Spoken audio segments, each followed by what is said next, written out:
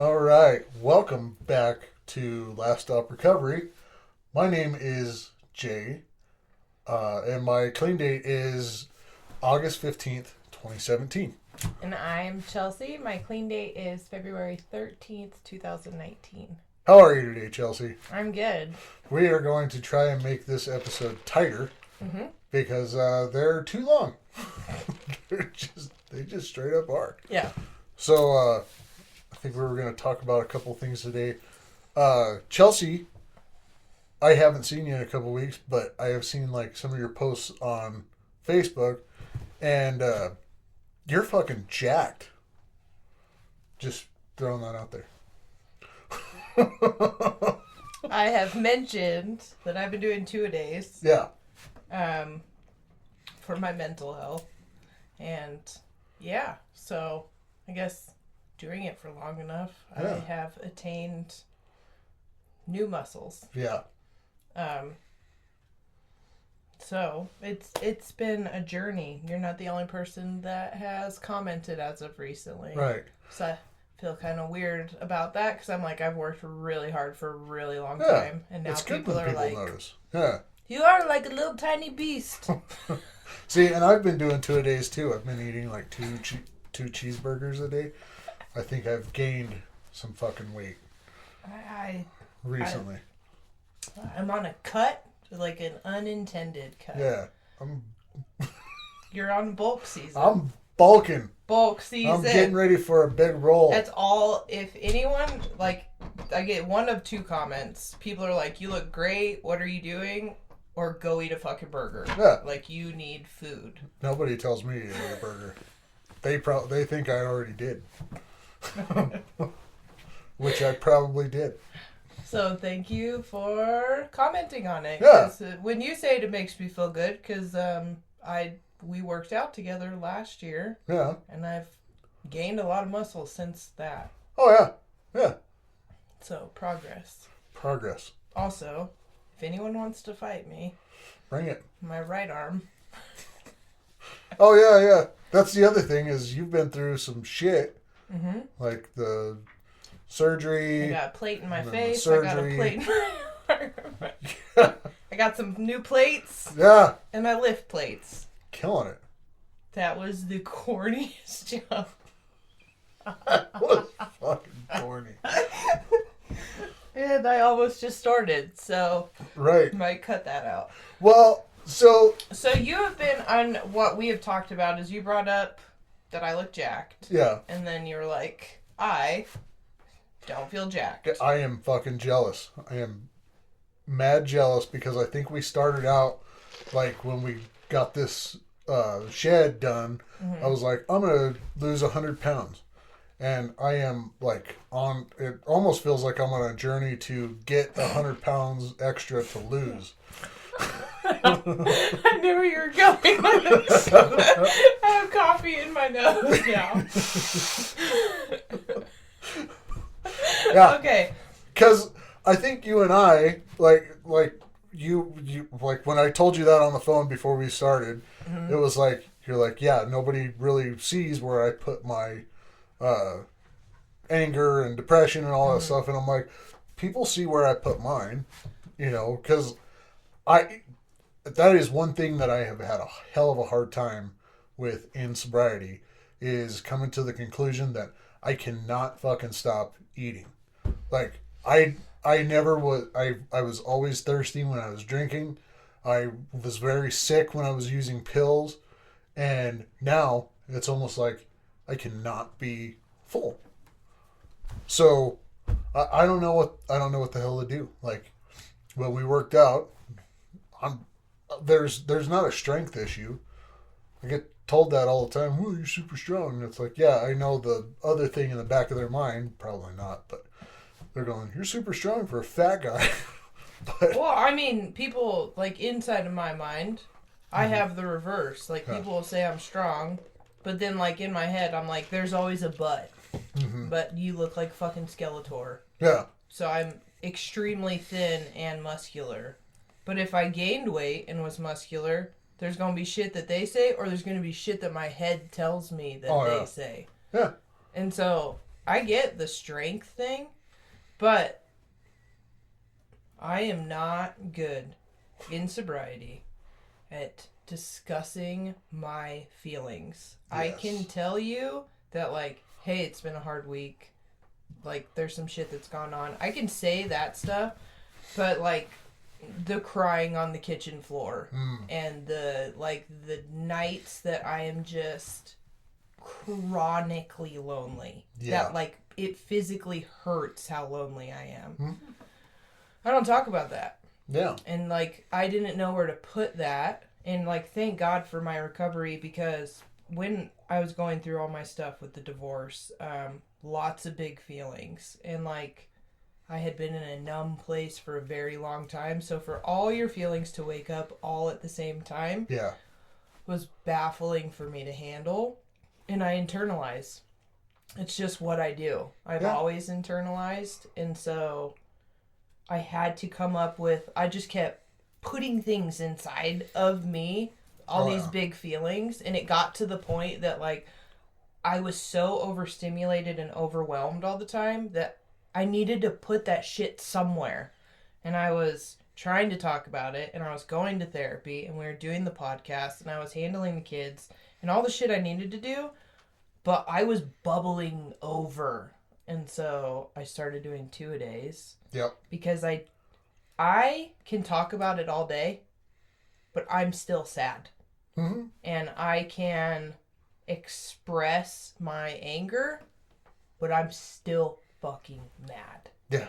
And, like, I'm not mad about even the divorce. I mean, I have my own allotment of anger with that. I'm 36 years of anger. And so I am simultaneously in my softest and most ruthless era at once and trying to just heal. Yeah. It's amazing the kind of shields that I end up putting up, because, like, I got fired from 2 jobs last year, and that did not feel good. That didn't feel good at all. You know, I've quit jobs before, but to go to another job, and then it was like, you know, I got fired. That depression kind of hit, and then it was like I couldn't find a job right away. So I had time to think, and then when I found a job and then thought it was going well, and then to get fired again, it was just this, what the fuck am I doing wrong? What am I doing? You know, and it was like, you know, I've been trying to get up in the mornings and go walk. You know, it's good to clear my head. But for whatever reason, the comfort that I found and have found recently has just been in food. You know, it's like,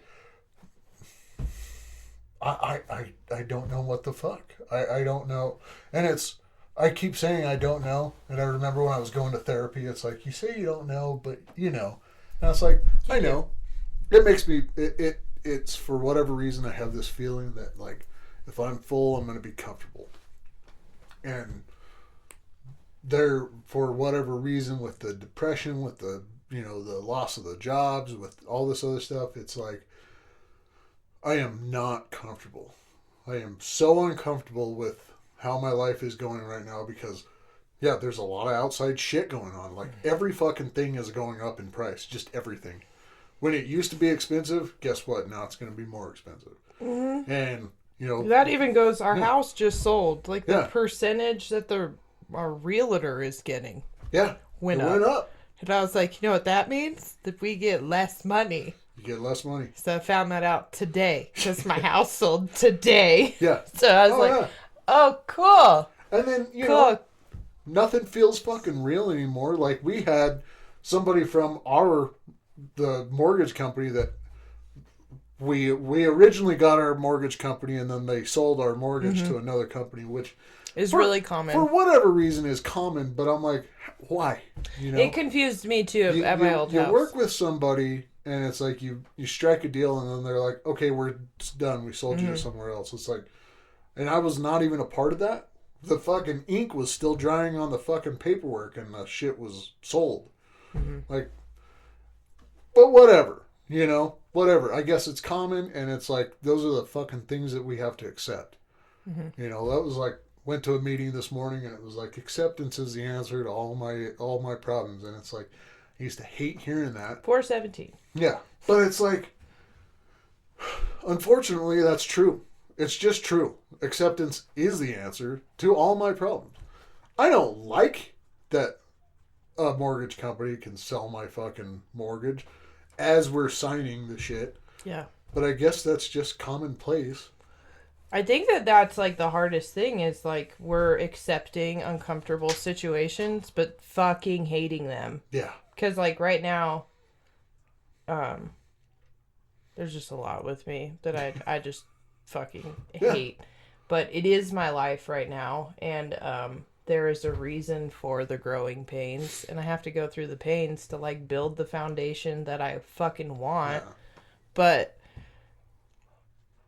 I haven't been this uncomfortable, I feel like, since beginning of recovery. Yeah. And so it is very much for me starting completely over, and it feels a lot like very early recovery, that I'm just keeping my head down, because there's a level of like, there's people that I spend time with that like bring me comfort, but like they make little voices in my head turn off when I'm with them, and that gets addictive, that I'm just like, I want to be around you all the time because I don't want to hear my internal monologue. I don't want to hear me. And like, that's not a fair thing to put on them either, because they're like, cool, yeah, this has been fun, but like, I have a life. Like, so. Well, and I think that's one of the things of like where the comfort comes in is like, I'm uncomfortable, and it's so hard to find that comfort in any fucking thing else. So I find mine at the gym. Yeah. But like, there's still, it sucks when I spend 2 hours at the gym and I've run 5 miles, and then I get home and I'm like, okay, my brain cannot tell me that I've been lazy today, because that's what I'm fighting. Yeah. Is my brain telling me that I haven't done enough. And so I'll get home and I'll be like, I have dedicated 3 hours to fitness today. And still, when I get home, I feel like an empty shell. Yeah. And I'm like, what do I need to do to feel like I am doing enough? Like, when am I going to be enough? When am I going to be a first choice for anything? And my brain's always like, what's the fucking point? You know, what? But I have those too. Yeah. Like, even being in shape. I have days that I wake up that, for whatever reason, I've been fighting it all week this week. I've been really stuck in my head.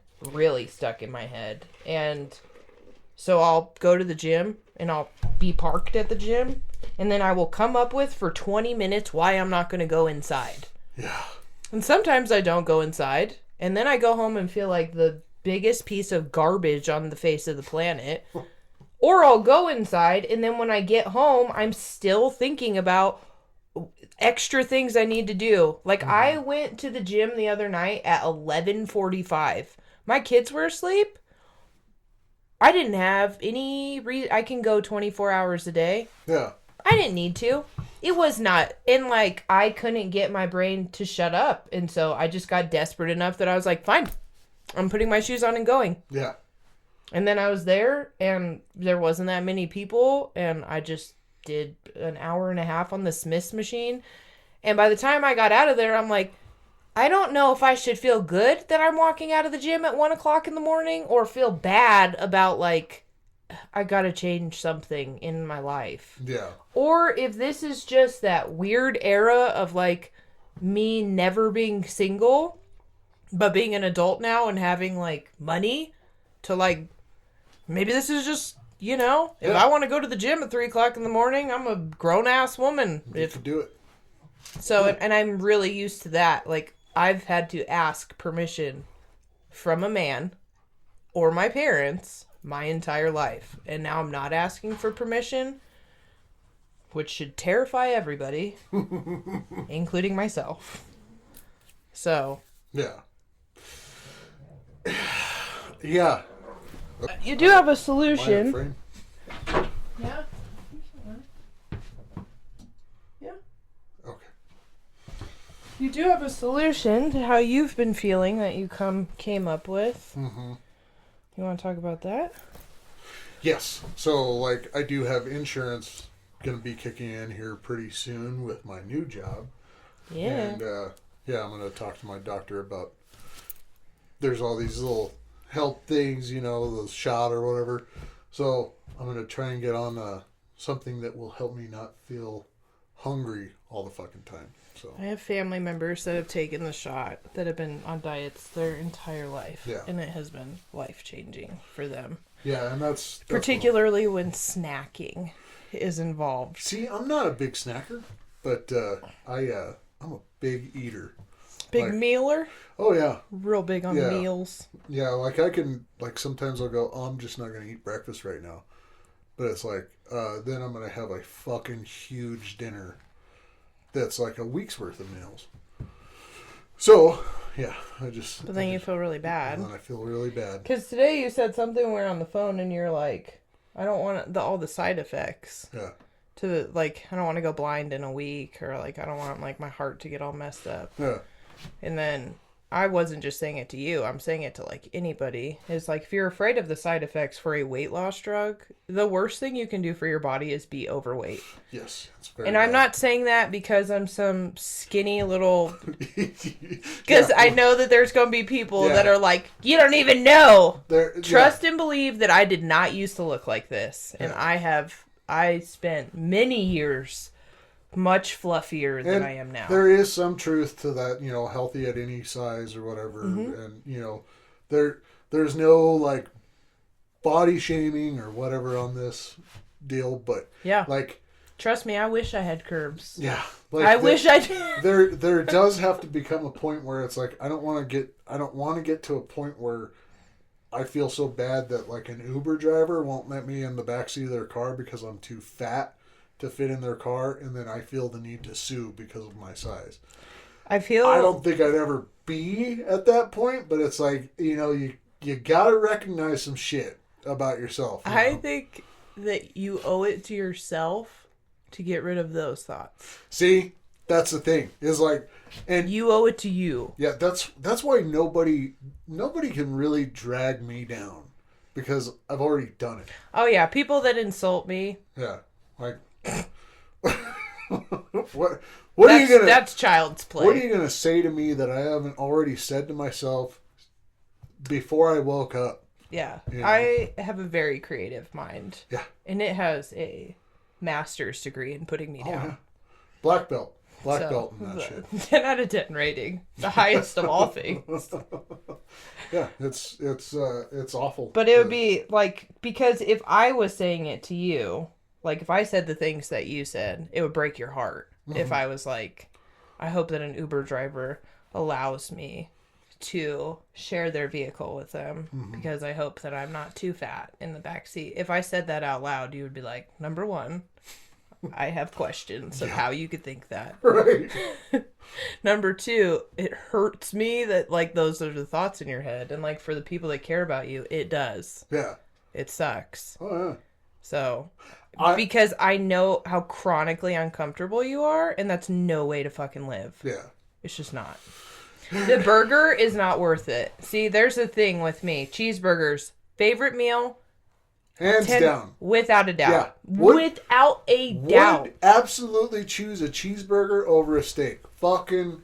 All day. All day. All day. Love I thought it. you were going to say something else and I was going to disagree, but I'm glad you said steak. Because all day. No.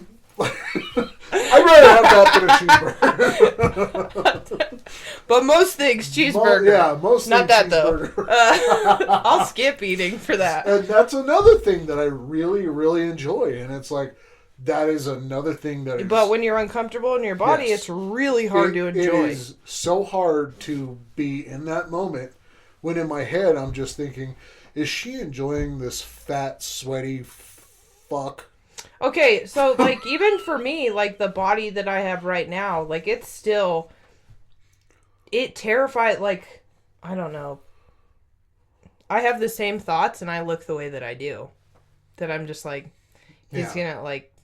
He's not going to be into this, or he's like not going to be into me, or this. He's not going to have a good time. And then he's never going to want to talk to me again because Right. I look like this. But on the outside, if I say that, you're like, what? And it's honestly, it's like, it's my wife. And there's like, I love her no matter what. I do. I really do. And you never think about it. And I never think about her that way. Yeah. I always think, what is she thinking about me? Is she going... But is that a selfish thing for you? It is very selfish. And that is the... Because especially in the bedroom, you should be focusing only on her. Only on her. I should be. And that is one of the biggest things in the most... Like, year 7 of sobriety has been extremely difficult. And the biggest reason is because it is almost like I've been forced into a journey into my mind to go, what has been the real fucking problem for 37 years? What has been the issue for 37 years that you've been trying to cover up with food, with drugs, with alcohol, Girls. with women, with everything? Yeah. What have I been trying to cover up? And it's because I'm fucking selfish. That is one of the biggest things that I know about me. I am selfish and self-centered. You got to take you out of everything. I got to take me out of everything. Everything. And I've like, even for me, I'm selfless, like chronically. Yes. And so I have to put me into everything now. Equally uncomfortable. Would love to just make everybody else happy. And then like whatever's left over, I'll just deal with that. It's really hard to start living through myself. What do I want? What are my goals? How does this affect me? If this happens, how does it hurt me? Or how does it help me? And stop subscribing to shit that everybody else it'll help, but it'll fuck me over. Yeah. Because I always choose, okay, well, I'll just deal with it because it helps everybody else and everybody else is happy, but I'm not happy. And then there's a part of me that has now unlocked from its cage and is like pissed. Yeah. That is like, no, I'm mad. Like, I deserve attention and like love and appreciation and fucking the space. Just, I deserve to be a first choice. Yeah. And you said something to me a couple weeks ago and it's stuck with me. You were like, thank you for listening. And I was like, nobody's ever fucking even thanked me for that. Because I've always been like, no. I got it. I know what you're going to say. You don't even need to say it. Don't say it. I got you. And it's like... You did. For 40 minutes you let me talk. Yeah. And you asked questions and you didn't involve yourself and you just wanted to see where I was at. It has been...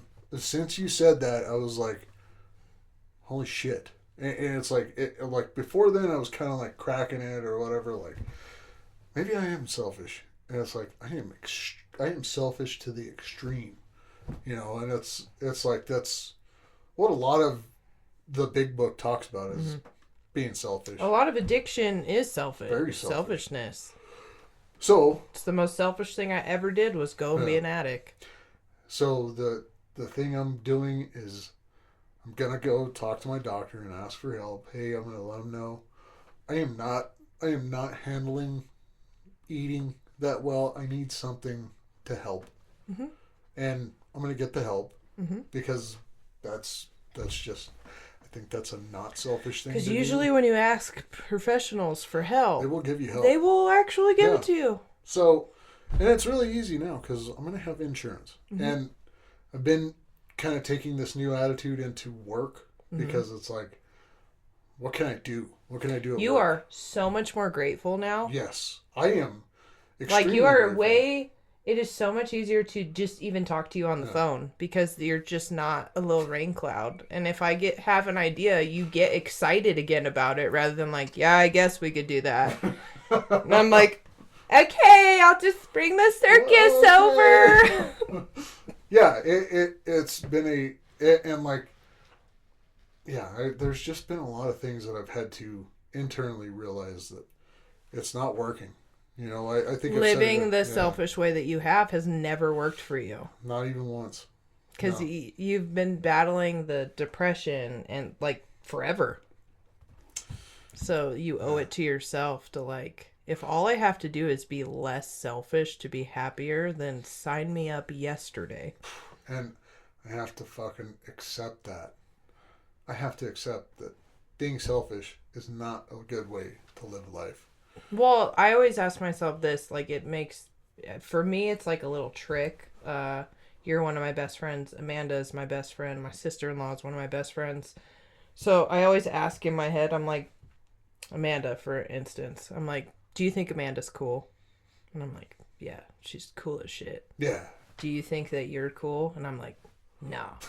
So who should the focus be on? Amanda. Yeah. And then I'm like, because in my mind, like, I have all these things that I don't feel good about me.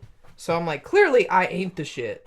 But I think everybody else is the shit. Like, if we're friends, 100% I think you're cooler than me. You're so cool. Like, thanks for being my friend. if anyone ever calls me cool to my face, you will see my face be like not compute. I'm like, sorry, my processor just jumbled that. What did you... I think you're pretty cool. I think you're cool. Thank you. But I'm working on it. But that's just one of those things that, like, I'm not obsessed with me because I don't even think I'm cool. But everybody else I'm fascinated with. So I'm just like, I should probably focus on you because you got a lot of cooler shit going on than me. See, I've been focused on me for so long that I'm like, I'm the tits. I am cool, and there's something wrong with me. And I wish everybody could get on board with what I've got going on, because then they would understand me better. And it's like, nobody is focused on me. Everybody's got their own shit going on. Mm-hmm. Yeah. So. And if they are focused on you, then, like, it's probably not in the way that you're looking. Right. They're not like, you know everything, Jay. You are my spirit animal. Yeah, nobody's... My mantra is directly words that have come out of your mouth. Yeah, nobody's going to say that. Yeah, so that's why I'm like, whatever. I'm probably not that cool. Not one person's ever told me that either. I think if you are a cool person, you just are just kind of You're cool. just used to... You don't have to think about I have a kid that's like that. Kylie is like that. She's got that je ne sais quoi of just like... You don't have to think about how cool you are. You're just born cool. Fucking cool, man. Just like, in the incubator, you were cool. Yeah. Then babies thought you were cool too. Yeah. Rad. I don't think people say rad. I don't know. But I think we have come to a good close. You've got some stuff to edit out, like the dog fight. Yep, I will be editing that. Oh man, that'll be good in the edit. There was a fucking dog fight. Anyway. 2 pussies fighting. 2 pussies. All right. Well, if you are having a hard time or whatever, you can comment to us. If you don't want to, hey, reach out to somebody. You know? Use the circle that you have for sure. And if you don't have a circle, reach out to us because we both have not had circles before. It's tough. I mean, Jay is a lone wolf. He's the coolest person alive. So, like, you could come in. It's hard. I'm just kidding. But I could teach you. Don't take advice from me. It won't work. We're here to support you guys. Yeah. Reach out if you need to. Whatever you're struggling with, I guess, seek solutions. Like, that's all you can do. Because your problems won't go away the longer you sit on them. No. If anything, they'll grow legs and hair and start moving around. They get really strong. Yeah. Yeah. It's like your problems will do push-ups. Yeah. It's like a virus. And they'll kick your ass. Problems are like a virus. Yes. So, get rid of the virus. Find some antibiotics. There you go. All Love right. you. Love you. Have a great day. Be good. Oh, I can do it. I can do it because my arm is back.